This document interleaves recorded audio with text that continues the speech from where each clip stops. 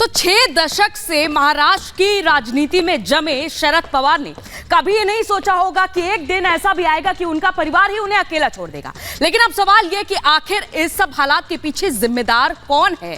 क्या आखिर शरद परिवार का जो परिवारवाद है वो ही उन्हें ले डूबा या फिर अजीत पवार की अनदेखी ले डूबी है? ये रिपोर्ट देखिए।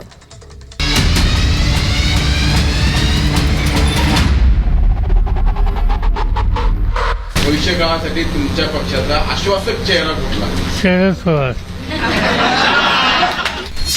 महाराष्ट्र में बीते 6 दशक सियासत में शिखर पर रहे शरद पवार चौतरफा ऐसे घिर गए हैं जिसके बारे में उन्होंने सपनों में भी नहीं सोचा होगा। वो भले कहें कि पार्टी का चेहरा है, लेकिन देश ने सच्चाई आज राजभवन में देखी। भतीजे अजीत पवार ने चाचा के पैरों के नीचे से पूरी पार्टी ही खींच ली।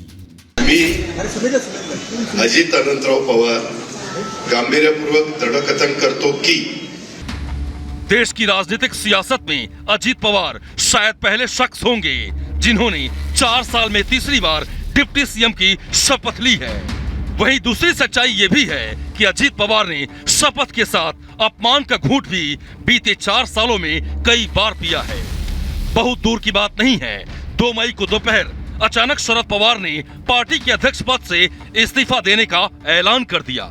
अजीत पवार ने मोर्चा संभाल लिया। शरद पवार के बगल में बैठकर अजीत पवार ने ऐलान कर दिया था कि अब पवार साहब का फैसला नहीं बदलेगा।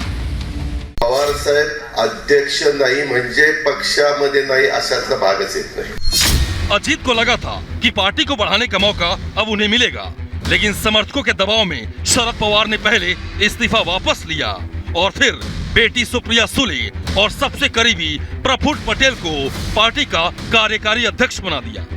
और बताया जा रहा है कि यहीं से अजीत पवार ने ठान लिया था कि चाचा को सियासी सबक जरूर सिखाएंगे। भतीजे का चाचा पर पलटवार इतना करारा होगा ये शायद किसी को पता नहीं था।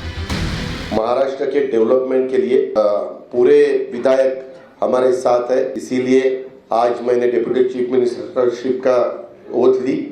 जी हाँ, भतीजा लाव लश्कर के साथ आया।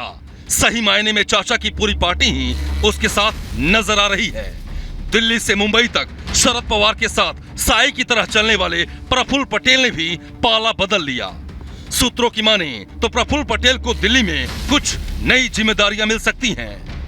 हालांकि प्रफुल्ल पटेल शरद पवार के साथ अपने रिश्ते को अभी भूलना नहीं चाहते हैं।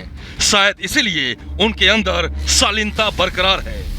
वो हमारे आदरणीय नेता हैं और हमेशा रहेंगे, और इसलिए हम उनके साथ हमेशा एक सम्मान की नजर से देखेंगे। शरद पवार ने 60 साल के सियासी सफर में अनेक मुश्किलों का सामना किया होगा, लेकिन उम्र के इस पड़ाव में उन्हें ऐसा संकट झेलना पड़ेगा, इसके बारे में शायद उन्होंने कभी सोचा होगा। मौजूदा घटनाक्रम ने महाराष्ट्र और देश के सियासत के सामने कुछ नए सवाल खड़े कर दिए हैं। क्या महाराष्ट्र की सियासत में एक और विस्फोट होना बाकी है? और क्या एनसीपी की टूट ने विपक्षी एकता को सबसे बड़ा झटका दिया है? और क्या महाराष्ट्र जैसी सियासी उठापटक कुछ अन्य राज्यों में भी हो सकती है? ये चंद सवाल हैं जिनके जवाब के लिए थोड़ा इंतजार करना होगा। Bureau report, Republic Bharat. सूत्रों के हवाले से बड़ी खबर आ रही है सामने। बीजेपी एनसीपी शिवसेना गठबंधन पर सूत्रों के हवाले से बड़ी खबर। लोकसभा में तीनों दलों में होगा सीटों का बंटवारा। बीजेपी लोकसभा की जहां 28 सीट पर चुनाव लड़ेगी, तो वहीं एनसीपी लोकसभा की 10 सीट पर चुनाव लड़ेगी। सूत्रों के हवाले से बड़ी जानकारी मिल रही है। और शिंदे गुट लोकसभा की 10 सीटों पर चुनाव लड़ेगा। तो ये फिलहाल तीनों पार्टियों में अब सीटों का भी बंटवारा होना तय है। और कौन कितनी सीटों पर चुनाव लड़ेगा इसको लेकर सूत्रों के हवाले से बड़ी खबर फिलहाल यही आ रही है।